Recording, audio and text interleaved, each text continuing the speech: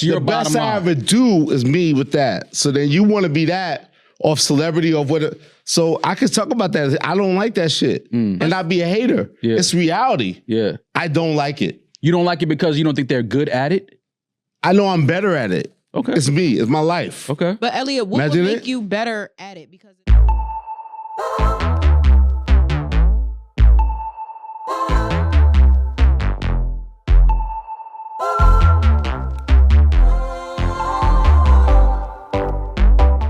Good people, what's up, what's good, man? I'm blessed to be your host, Caleb Smith. Again, I cannot tell you guys how much we love and appreciate y'all. Make sure to like, comment, and subscribe. I know I told you guys that we'll be dropping one Chillin' With Caleb per week, 1 to 2, but we have an emergency episode for something that is truly near and dear to my heart, the topic of new media in journalism. As you guys know, the late, the great Elliott Wilson, man, one of the great OG journalists, especially when it pertains to hip hop and the culture, has gone viral on one of my favorite pods, New Rory and Ma. Me and my wife said we were just at the live show, had a chance to meet them at the meet and greet.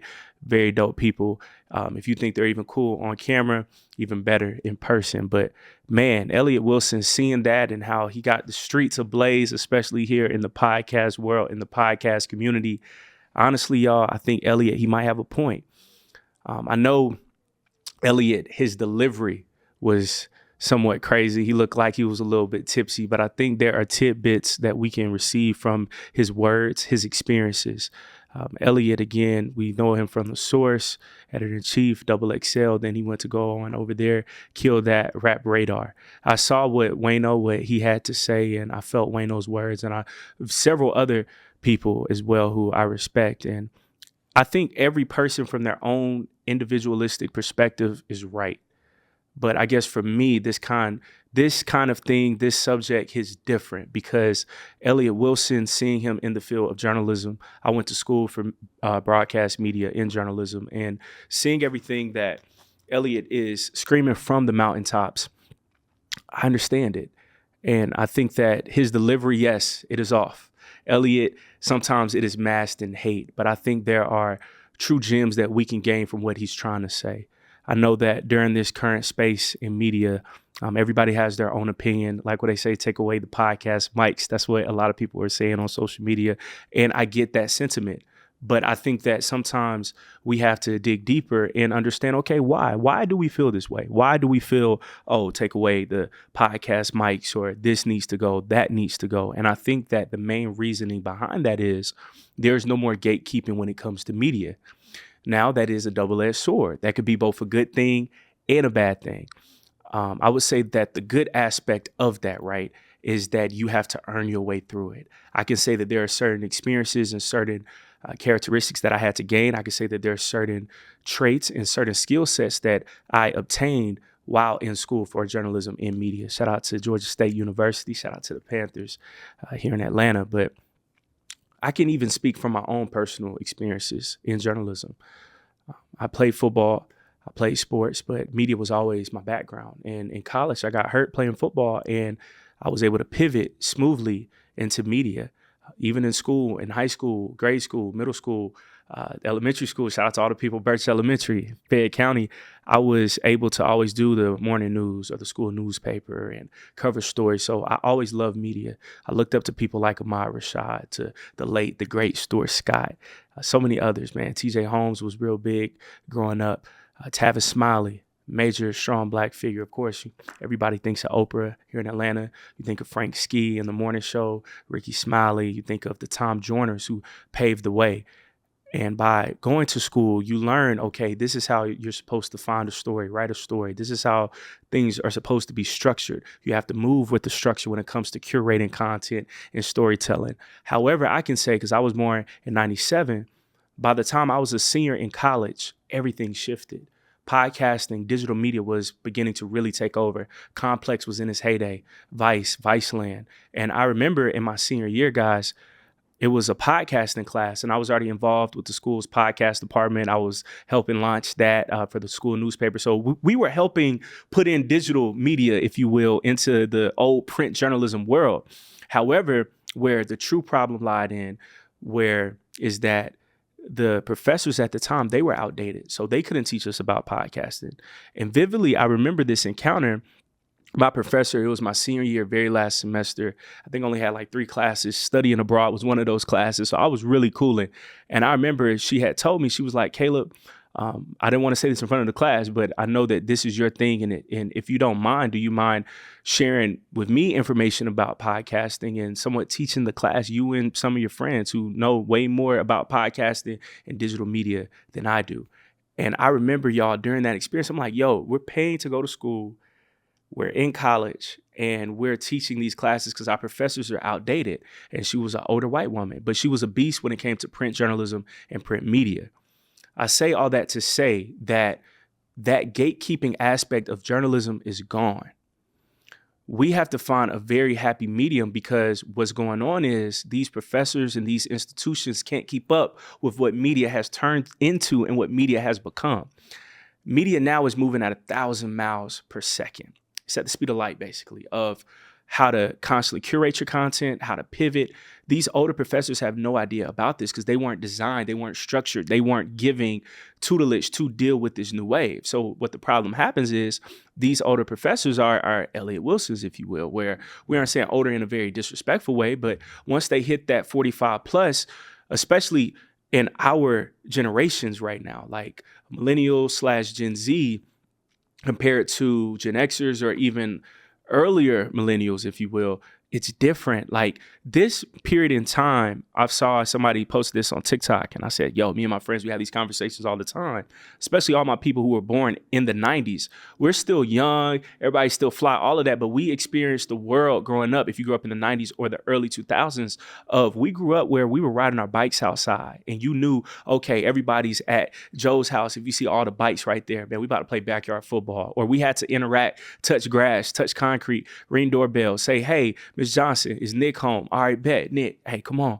let's play. Like we still had to interact just to play outside. We couldn't shoot a text, hey, are you guys outside? Nah, you had to go outside to find out if everybody's outside, especially in the summertime. So our worlds have shifted because these kids have grown up on tablets. All they know is phones. I've seen so many clips of young babies on iPhones and they killing it. I'm like, yo, this is crazy. It's like they have become one with the phone. So seeing these interactions, we must understand that this generation is completely different. They don't know about a 106 in Park and having to make it back home by 6 o'clock after school and watch 106 in Park. Greg Street, 6 o'clock on the radio. Dirty Boys on the radio here in Atlanta. Frank Ski in the morning going to school. They don't have those morning radio experiences. They don't have a video countdown, music TV on BT. They don't have MTV. They don't have any of that. Everything is this. Everything is digital. Even how you guys are consuming this media, this show right now, this content. And that's what Elliott is experiencing. Elliott still had right sentiments because where the main issue is arising from is the quality of content there. Excuse me. The quantity is there, but is the quality in the content there? That's what raises true debate.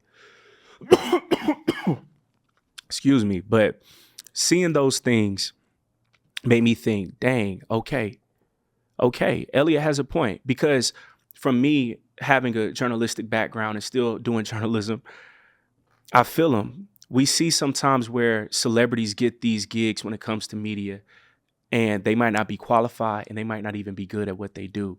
And these companies think, hey, because this person has X amount of followers, they can bring this following on to what we're doing. And we very hardly see that translate in real time. I vividly remember it was a radio station here in Atlanta, and they had this new morning show. And on the morning show, it was probably 2 influencers. And I remember when that show first came out, and a lot of people expressed the same sentiments as me, these people might not last long because they don't have a love for this. You could tell that, especially during COVID, a lot of people were getting into media because they saw it as a bag, whether it was podcasting or just for personal branding. And we've seen people use and abuse it, where they try to start a platform and the platform is canceled, it stops running because they just didn't want to put more work into it. They were expecting a quick flip, and it's not that. So Elliott, he gets mad. You've seen Elliott on Rap Radar, Elliott Wilson Experience, which is his new show. He has another show as well out with DJ Head. We've seen him on The Source, Double XL, and various other platforms, Tidal. And Elliott has put in that work. on a print side and also on a visual side, which I tell people, man, you really got to respect that. I used to write articles, all that. So you have to respect people who can also be on camera and who can be off camera, because that is a true skill set, because you got to know how to word certain things on paper that makes people vibe with it, especially if it's for a hip hop audience. And then you also have to know how to be on camera and connect with the people. Elliott was able to master both of those things at a very high level. We have to salute Elliott. He gave us the legendary Nipsey Hussle interviews and the Black and White, the Hove interviews. Rap Radar is legendary. And I think Elliott is going through this major identity crisis of, I was the gatekeeper. We have to go back in time and really think about this. The editor-in-chief of The Source during his time, during his heyday, you are the gatekeeper. You are the face, especially of what Black media and what Black journalism more specifically looks like. And now it's shifted to a point to where you see a Kai Cenat and he's just streaming from the crib. There's no production into it. There's no background research that you have to do for a typical interview. There's no contacting multiple sources to make this interview happen. They're pulling up to Kai's crib. Kai is monetizing this. You see him on Complex. You see people always posting the clips of it. And Elliott, he's like, I just sat down, let's say with Gabe P from On the Radar.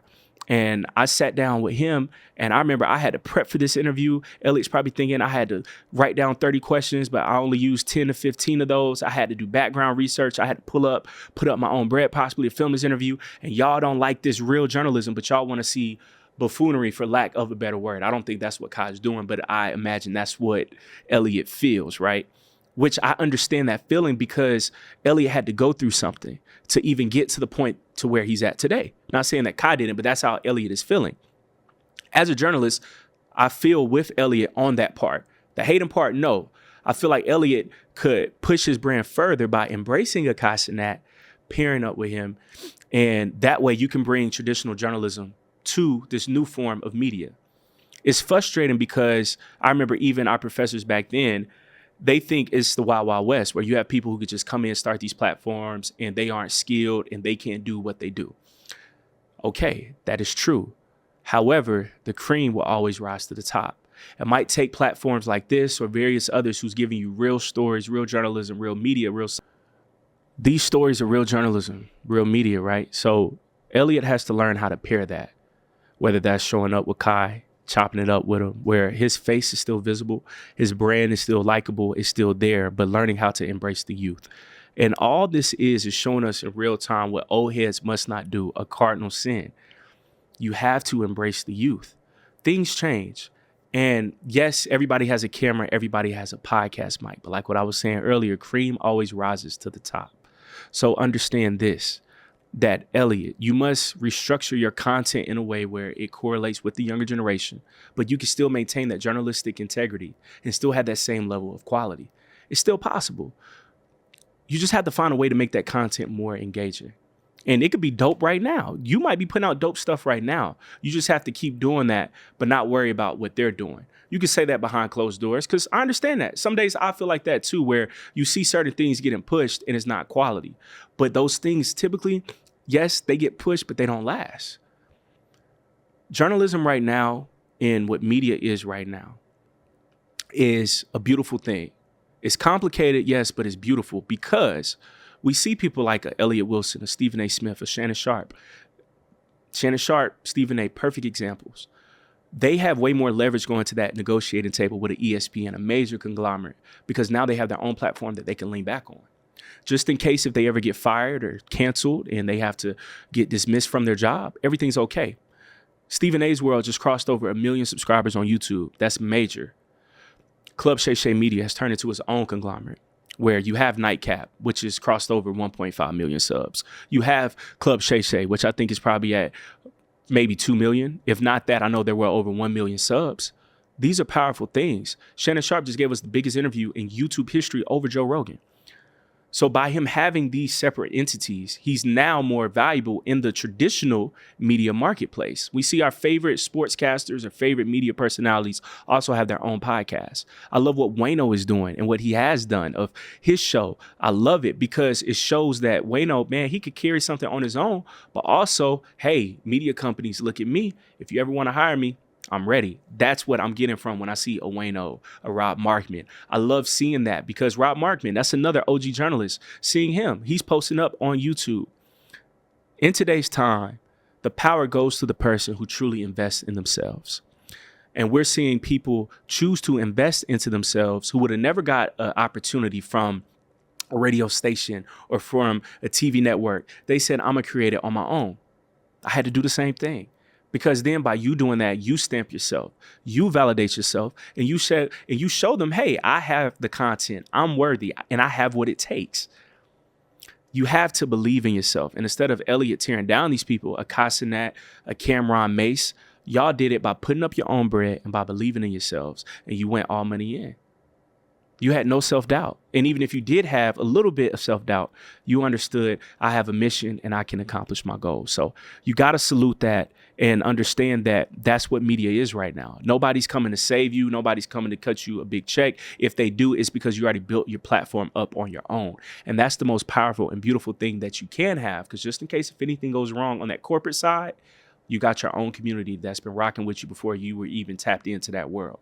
So that's way more valuable. Back then, in the Source days, Double XL, if you got fired or if they had to let you go because of budget cuts, where else would you go? What else would you produce? Yes, media, it was being gatekept, but what made it dangerous is people had to kiss ass, if you will, or people had to rub shoulders with the right people just to make sure I got to keep this spot. I'm gonna give this artist 5 mics because I got to keep this job as editor in chief. I'm not saying that's what Elliott did, but I'm saying I'm trying to let you guys into that psyche of they had relationships that they had to nurture to make sure that they stayed relevant just as much as those rappers did. So I love what media is looking like right now. I love platforms like Urban X. I love the pivot. That's independent. That's independent media right there, where people have put up bread themselves, invested in themselves, and made it out. This is probably one of the hardest times to try to stand out. So all the people that's doing quality work and investing in themselves, I salute them for that.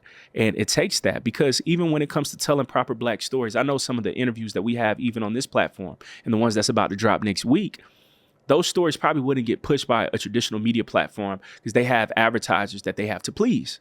So we can only get too Black, or we can only get to this, to that. We can't go too far off the edge. And that's for any other genre as well. So by us being able to own our voices, that's what's dope. And I encourage my journalists out there who did the traditional journalism route, just like myself, start your own platform as well, because then you can apply those journalistic skill sets towards your platform. And people, I promise you, they can be able to pick up on that. Oh, I can see that, because now I can see how all the content is curated. It's all about curating content, making it look right. But Elliott Wilson, he's an OG. He's been killing the game for a very long time. I don't think he's someone that we should laugh at, look down on him. Yes, I think he might have been a little tipsy during that Rory interview, but we have to understand where he's coming from. He's seeing his world change before his very eyes. You were the guy. You were the face of journalism, and especially Black media in its heyday. And now we have so many other sources that people aren't necessarily looking to you to break these stories. I know that he constantly alludes to a Drake interview again. He had Drake on Rap Radar. That was a major cultural moment. And I think now, from seeing this Drake and Kendrick beef pop off, and when Kendrick kicked him off the music video set, he's not being embraced by rap's Teflon Dons no more. And he used to be embraced by them, like a DMX, a whole, like they had to go through Elliott, and now Elliott's seeing, dang, they don't rock with me, but I saw Drake on Aiden Ross's stream, but he doesn't want to do a traditional sit-down interview with me. That's where it gets dangerous, because what Elliott has to now understand, these artists, they don't want to get canceled. Like, we're in the most PC time ever. So doing a very deep, introspective interview is somewhat intimidating with these artists, especially if you're 30 years in the game, because they know you're going to ask those questions, those very tough questions. They know that. So instead, they might want softball questions or an easy platform where we sitting on having fun, or this podcast, I'm smoking, I'm chilling, I'm vibing. But I know with you, I got to come with my A game. I got to be prepared. I can't come in on no BS. That's what media has changed into, where people, they just want to be comfortable. They don't want the hard questions, no accountability. I want to come in praised and loved. But 85 South Show is another fire platform I think Elliott should just try to collaborate with, of just being on some of these platforms. Talk about your experiences. I love what he does on the Need to Know podcast. I love that podcast, man. Savon, Reggie, Alex, Pierre. Like, I love that pod, man. Young people, we're in the same age range. I love seeing them cook. I love what they do. And Elliott, he was just on there as well, chopping it up. He apologized to Cameron and Mace on their pod. So I know Elliott didn't mean it from a very malicious place. I just think that he's hurt, and I feel his hurt because he is a purist. He's a purist when it comes to hip hop, when it comes to media, journalism, because he had to go through those fiery steps to get to where he's at today. So it's just of learning how to materialize those experiences and share it with the younger generation in a very healthy way, where it's not in this demeaning way of I had to do X, Y, and Z, so y'all should have to go through it too. We have to learn, okay, how do we create our own institutions or programs or just sessions of chopping it up, of where I can share with you real journalistic game, and then you can apply that towards media. Reggie, Need to Know podcast. Reggie is a real journalist, and she provides that to the Need to Know pod. I know Alex, he works in the field, Savon as well. So we still have young, cool, creative people that's journalists giving back and doing their thing also in the independent media space, and also doing it in the corporate space. We just have to find that happy balance, happy medium, and find the right platforms to tune into and to support. But the future of media is changing. And if you know that you have a voice, and if you want to share that voice, if you have a camera, a microphone, or if you want to invest in those things, believe in yourself, take that step, have structure behind what you're doing, and tell real stories and curate the content in a very dope way. As long as you do that, you'll be Gucci. And I think Elliott, he will be as well. He's a genius at what he does. I just think that he has to recalibrate, regroup, and get with younger people who can help him identify, okay, I can still have my traditional interviews, traditional content, but I should youthify it, if you will, by adding these certain different type of elements. So Elliott, get with some younger people, get some young people on your team, and let them get you right. Shannon Sharp, his whole team is young. I would just say, man, study Shannon Sharp, study Stephen A. Smith, see how they're able to still stay in that traditional bag, but then also when they get done over there at the ESPN, how do they get active? They're going on live, they're on YouTube live, they're on this platform live, they're sharing this content, they're on YouTube. If Elliott adapts those things, that's all he has to do is just evolve. But he has the skill set. All the ingredients of being great is there. You just got to pivot. And that's what all of us in life, we just got to find a way to pivot and still be great at what we do and constantly evolve. After this, we're going to wrap up our very last segment of this emergency Chillin with Caleb episode, and then we'll be done. Peace. All right, y'all. Man, one of the GOATs, I would say, Drizzy Drake from the rap game. We had to cover this as well, y'all. This is why we had an emergency episode. Drake, according to the internet, who's already entitled it, The Fighting Irish. We already know what that's supposed to allude to. Oh my God, Brian, another GOAT, recently had his 40th birthday party, and he was rapping, of course, lyrics, I Deserve It All. That's Kendrick playing in the background. And we know Brian and Drake, very close ties for over a decade plus, More Than a Game. That documentary, I love that documentary. When that first came out, Drake was part of the soundtrack. So him and Bron have always had a very close friendship all the way through. And now, of course, we've seen ties sever with the whole Drake-Kendrick beef. And in a few minutes, just going to wrap this up, but I had to leave with this. Drake has shown us what it looks like to lose connection to the people. Drake is so relatable, or was so relatable. I was playing one of Drake's old songs when I was in the car, and I was listening to I'm On One, and just hearing Drake's lyricism, hearing how hungry he was back then. I was like, dang, Drake was really talking about being the boy, being young, 25. I'm so young. Before I'm 30, I'm trying to hit these goals and these milestones, and he did. But I think Drake's problem was, and I told somebody this earlier, Drake's main issue is his identity, just like with Elliott, it has shifted. His lyrics, if you really go back and listen to the old Drake, it's always about being the youngest in the room. And I think with Drake now pushing up on 40, he doesn't know how to handle aging. Because for so long, he was the quote unquote the boy.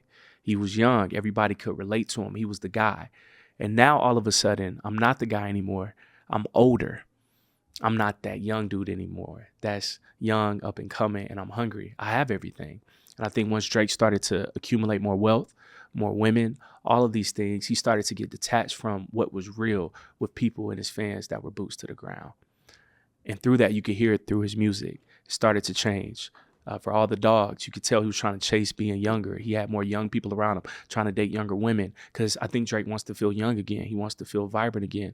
And knowing that he's getting older means I have to accept different realities of maybe it's time for me to settle down. Where's my wife?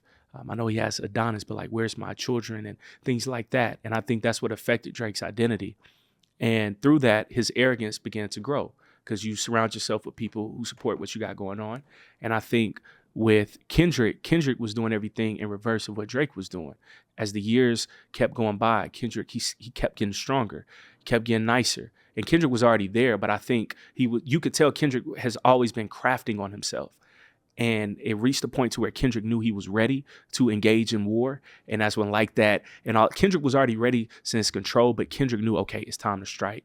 And for Kendrick, this is something that he's been crafting and self-developing on for a decade plus. For Drake, that was something, a response that he was trying to craft in a month or so. One YouTuber in particular, y'all, he was really great. I forgot his name, so brother, forgive me at the moment. It was like Open Eagle or something like that. And he basically said this was Drake's defeat lap. We've heard of victory laps, but this was his defeat lap to where he's trying to explain himself after facing defeat. And I think this is very unfamiliar territory for Drake to accept defeat and to also know how to move after this. Drake has given us banger after banger for a decade plus. Drake has been my favorite rapper since I was in the 6th grade. I'm 27, about to turn 28 in a few days. That's how long he's been dominant. I correlate Drake with LeBron, where they've had such longevity for so long that people start to hate them for their longevity. I think Tom Brady, same way, right? Where people started to hate the Patriots. People are starting to hate the Chiefs because of the longevity now with Patrick Mahomes. And what happens is people are great for so long that we start to hate it, especially in the social media era. However, Drake fueled that hate even more and made it harder to support him because you could tell he was unattached from everyday life. He started to get more arrogant. He started to get more corny. It wasn't old Drake. And the same way people say that they want old Kanye back, I kind of had those same sentiments of I want old Drake back, where Drake gave us lyricism. Of course, we could see remnants of it, whether it was Lemon Pepper Freestyle and so many other timestamps to where Drake would show, hey, don't forget, I'm still Drake. But it's like, yo, we need that on a consistent basis. And right now, we aren't getting that. And of course, with this Fighting Irish Freestyle, yes, I see it there, but where the problem lies in, he didn't do it when it was needed the most. And I think he did that because he underestimated his opponent because of arrogance and not being back to what? Being back connected to the streets. And when I say the streets, I'm not saying like in a hood way, but I'm saying like everyday people, of understanding that everyday people rock with Kendrick. Kendrick has given us black FBA anthems, man. And I think Kendrick's essence is us. And that's why Not Like Us hit, because Kendrick is us. He's Black America. And Drake is from Canada. And although Drake had ties to America through his father, he doesn't have that same Black experience like a Kendrick. That's why in Not Like Us, Kendrick was able to break down the history of Atlanta and basically say how you're trying to take Atlanta's culture, Atlanta's juice. And by Kendrick being able just to prove right there, I can give y'all a brief history lesson about Atlanta. When Drake made the line that Kendrick is rapping like he's trying to free the slaves, that's Drake not being attached to reality. So this Fighting Irish Freestyle is a day late and $1 short. Drake, his lyricism, it was great, but I just think that from a very cultural standpoint, from a cultural phenomena, I think that Drake has lost his connection with the people. And that's something that it might take years to even get back. But this moment was so monumental and it's not even over. We got Kendrick in the Super Bowl, GNX, it was amazing. So I just think that Drake right now has got to find himself. My man, A.R. Shaw, friend of the show, who we've had on the platform several times, and we call him our reporter when it comes to these issues, man. He said that Drake should have not engaged, and after he did engage, he should have taken a brief hiatus. And I think that that's what Drake needs right now. He needs time to sit back, relax, recalibrate, because you could tell that he's trying to find himself, but Kendrick has already found the people, and the people have found Kendrick, and that's what makes it way more powerful. And that's what Drake needs to learn. Like we had alluded to earlier with journalism and media, once you build up that base and you have the people rocking with you, you got something, and you have to cultivate that. Build your community. And I think Drake got away from his community, and Drake got away from Drake even. But right now, I think Drake has to find himself. So I remember in that Tupac movie, the one that was bad, But Tupac's mom, Afeni, said that the devil will give you every tool that's needed to destroy yourself. And I think that Drake fell for that one, that he had everything, and everything that he did have was used against him. And that hunger was gone and the arrogance grew. And for Kendrick, he felt like he still wasn't even appreciated, but now he's getting his flowers. But Kendrick is that person that's building. So my journalists out there, like we talked about earlier, just keep building. And then when that time does come, man, you are ready for war. You are ready to expand.